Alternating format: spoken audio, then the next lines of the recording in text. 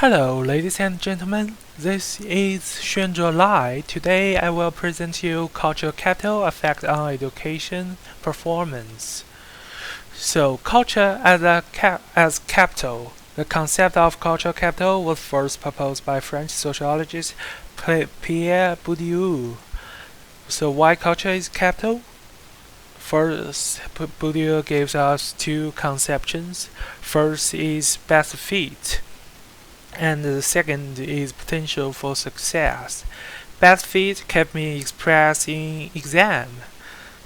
The exam is a tool for teachers to test students' academic performance, but teachers themselves are golden standard for students. Students whose behaviors are more closer to teacher, their performance in exam are better. Here culture becomes capital.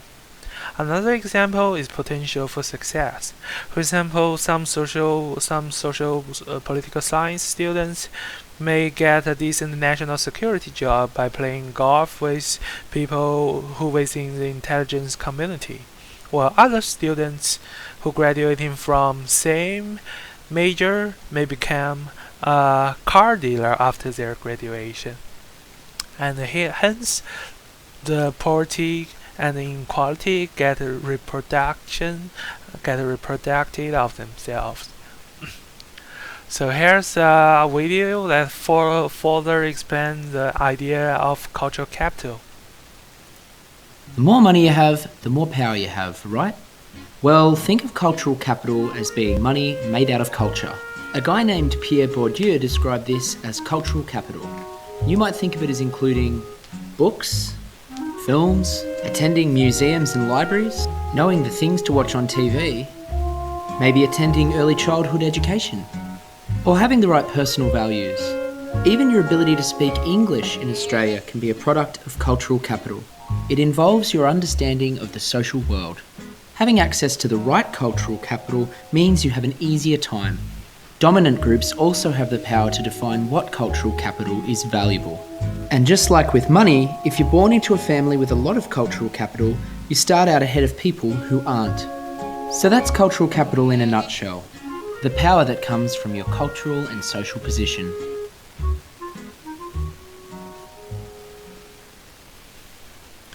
Okay. The more money you have. So, the cultural capital in college application, for example, student athletes, the rate of acceptance for athletes recruits was nearly 1,000 times more than the rate for non-athletes with similar test scores.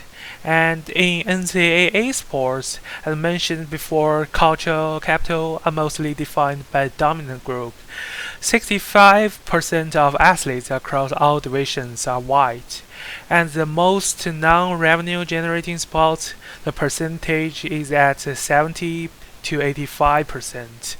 The non-revenue generating sports are defined as sports like skating, tennis, and golf, of course.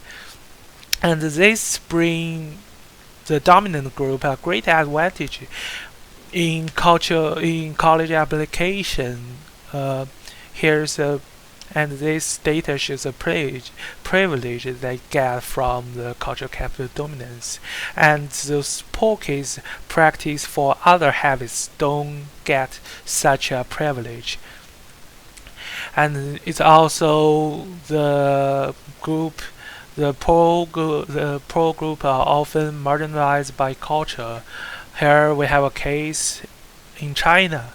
Those new elites, they often get educated, have fluent English, and they watch foreign TV shows, they got foreign cultural consumptions, and if they not performing well in domestic tests, their parents can pay them for study abroad experience, and also they can afford to build up music taste to classic music and stuff like that. But oppositely, for less privileged background people, there's no music classes in their educational history. Those lack the resources for holistic development and only focused on memorizing for exams. So this huge gap has built up between new elites and those who comes from less privileged background, and they hardly find the same thing to talk about, same TV shows to watch, and music taste, of course. So despite those people from less privileged backgrounds, despite their achievements in climbing the social ladder, social structure excluded them from cultural opportunities in the past, which marginalized them from the culture of the new elites in the present. They cannot make friends with those elites. They hard to, not necessarily cannot, but they hard to, more costly for them to make friends, get shared habits with those elites, and get opportunities from them. So, in conclusion, overall, cultural capital undoubtedly contributes to the reproduction of inequalities, and I suggest that universities should make hobbies of poor people more competitive in admissions, or to reduce the benefit of investing in hobbies. Overall, there is a long way to go to stop or mitigate the intergenerational reproduction of inequality, and I think education institutions and schools should focus on what they can do to reduce the gap between rich and poor families. Educational institutions and schools should consider more about the cultural capital that disadvantages poor families, such as schools that can purposefully teach them the habit of learning and help more in income cost difficulties. Furthermore, can we create a system where those children who playing video games well and student athletes, rappers and instrumentalists are treated equally by the educational system? References here. Thank you.